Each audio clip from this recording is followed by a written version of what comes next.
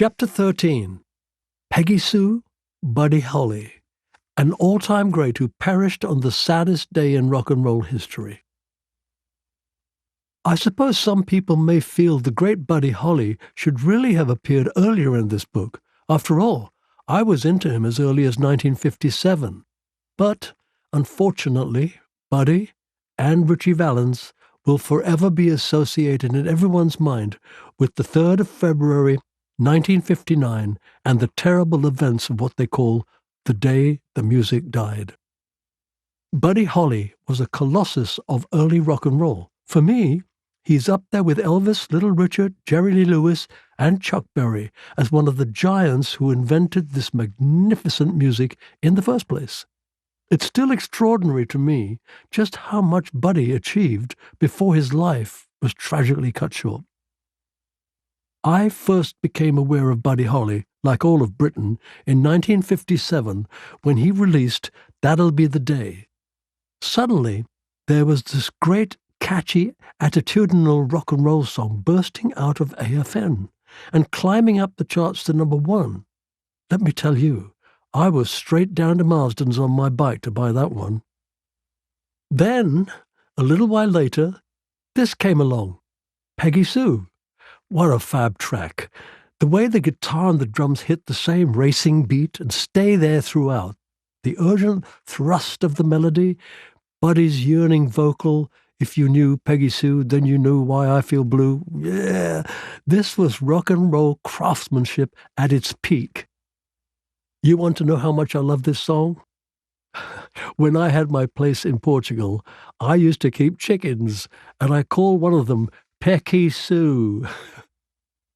It's always hard to explain exactly why you love a song. Some of them just have this special intrinsic magic, and Peggy Sue is one of them. It's utterly timeless. You could re-record it today in a slick studio with contemporary production, and it would sound totally modern. It would still have its luster, its shine. The story of how it was written is very endearing.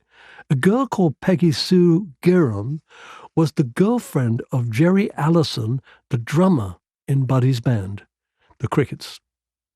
The couple split up. Jerry went to a rehearsal broken-hearted, and he and Buddy wrote a song about how he felt. I love you, gal, and I need you, Peggy Sue. Well, Jerry and Peggy Sue got back together, and she didn't even know the song existed until she went to a Buddy Holly and the Crickets concert and heard them play it. It didn't quite get the reaction from her that Jerry was hoping for. I was so embarrassed I could have died, she told him afterwards. Sadly, there was no happy ending to this romantic tale. Jerry and Peggy Sue married in 1958, but divorced 6 years later. Buddy Holly was in that first wave of rock and rollers, but he seemed unique from the start. He had his own distinctive style. He invented his own way of singing. I was fascinated by those little vocal hiccups he would introduce, which, as I said earlier, I'm certain that Adam Faith picked up on when he got started. Maybe I love Buddy so much because he had an Elvis epiphany, like me. When he was 19, Buddy was still playing country and western in his hometown of Lubbock, Texas. He was half of a musical duo called Buddy and Bob, and in 1955 they supported Elvis when he came to town on tour.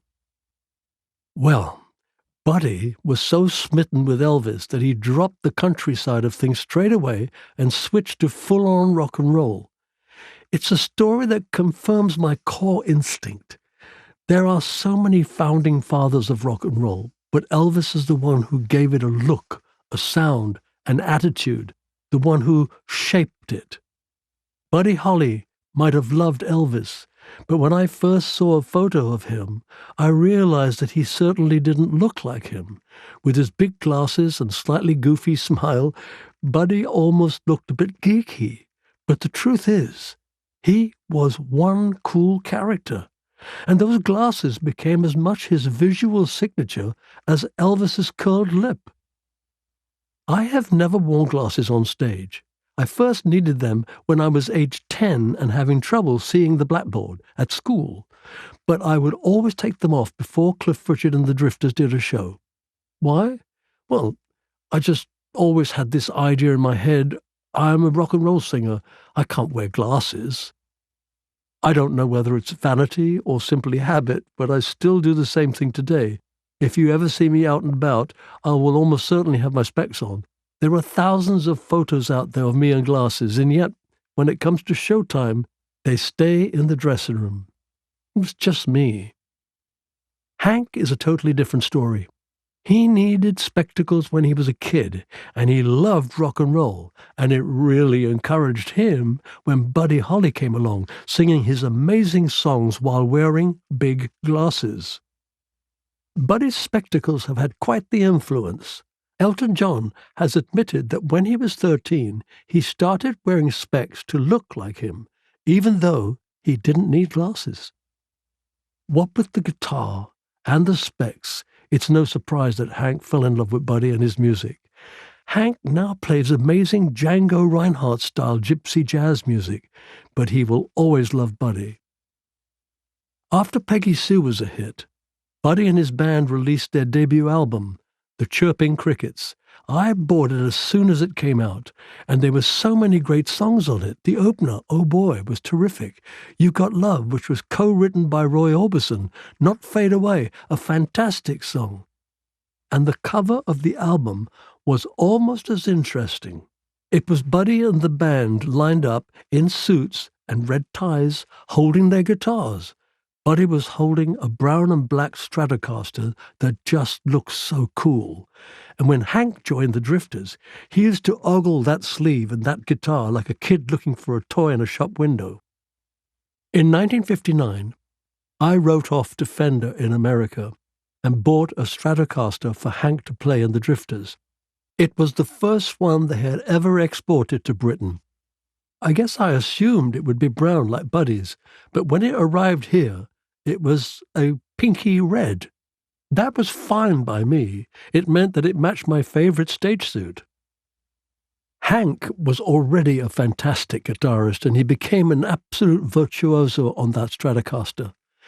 He's been called the first British guitar hero, and so many famous guitarists have admitted to being influenced by him.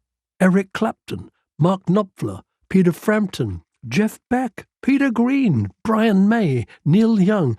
The list goes on, and Hank first picked up that guitar because of Buddy Holly. My only claim to fame is that I paid for it. Buddy Holly and the Crickets toured Britain in 1958. It sounds unbelievable now, but they did more than 50 shows in 25 days.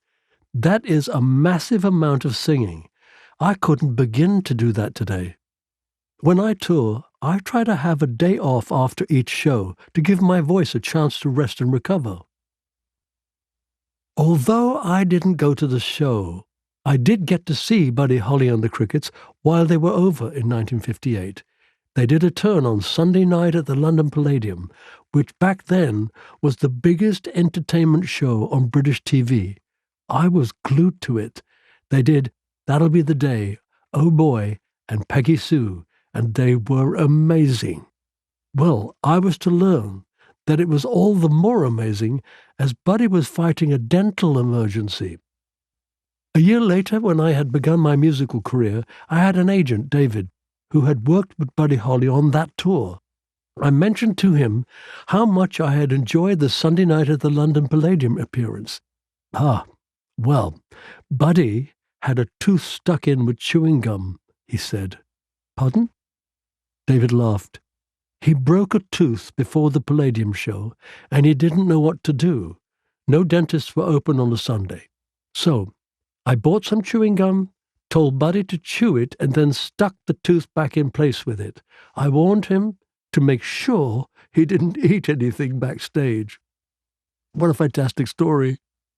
Buddy Holly was to have a few more cool hits in 1958, such as Maybe Baby and Rave On. But then his brilliant career was cut short horribly early, along with that of a precocious young talent who had barely even had a chance to get started. His name was Ritchie Valens, the 3rd of February, 1959. That, as I say, people always insist on calling the day the music died. It is, for me, the most heartbreaking tale in the history of rock and roll. Buddy and Ritchie were out on tour in the US with Dion and the Belmonts and the Big Bopper.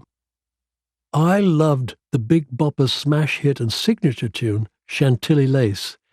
When I did the event at Wembley in 1989, I sang it with the girls who used to dance on Oh Boy. It was deep midwinter, and they were traveling through sub-zero temperatures in battered old school buses. Their heating kept breaking down. The agents who planned the tour had badly messed up. Buddy and the other guys were calling it the Tour from Hell. They were driving for 10 hours a day, with no days off. It was so cold on Buddy's bus that his drummer got frostbite in his toes. Many of the musicians caught colds or flu and had to miss shows. After they played a show in Clear Lake, Iowa, Buddy Holly had had enough. He couldn't face another hideous 300-mile bus ride the next day, and chartered a 6-seater propeller plane, or prop plane, to fly them to their next date in Minnesota. Then they all set about deciding who should go on the plane.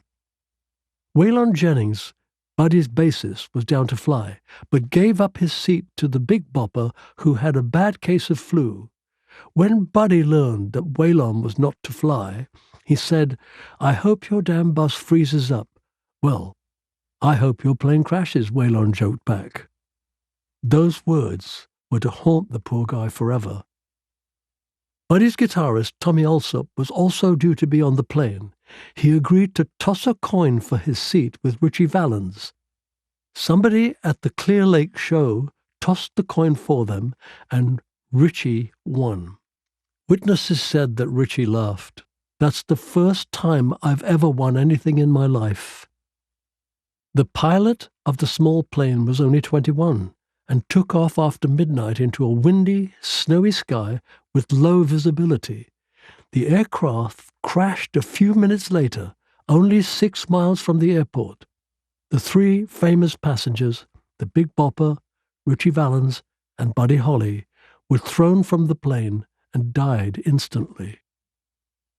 It was such an awful event with so many levels of tragedy.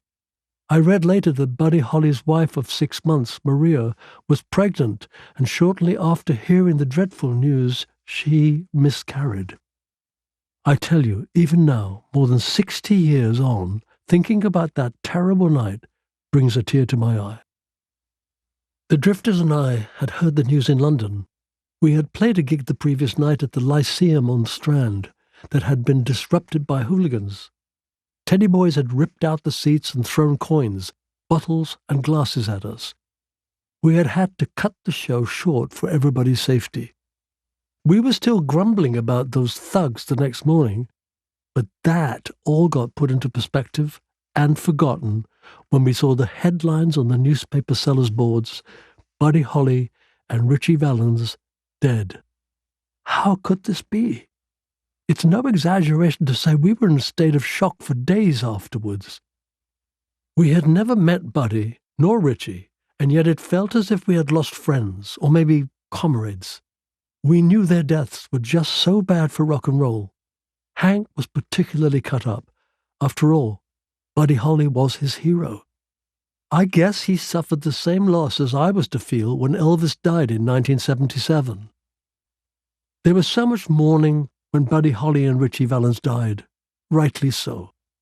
Everybody listened to their tunes and bought their records. A month after the disaster, Buddy had a posthumous #1 in Britain with It Doesn't Matter Anymore. It stayed at the top of the chart for 3 weeks. Buddy Holly and Ritchie Valens were only able to release 1 album each in their short lifetimes. Music didn't die on the 3rd of February 1959. Not really. As they say, rock and roll will never die. It will go on long after I have gone. What did happen was that we lost 2 of the brightest talents that rock and roll has ever seen. and I and many others still miss them.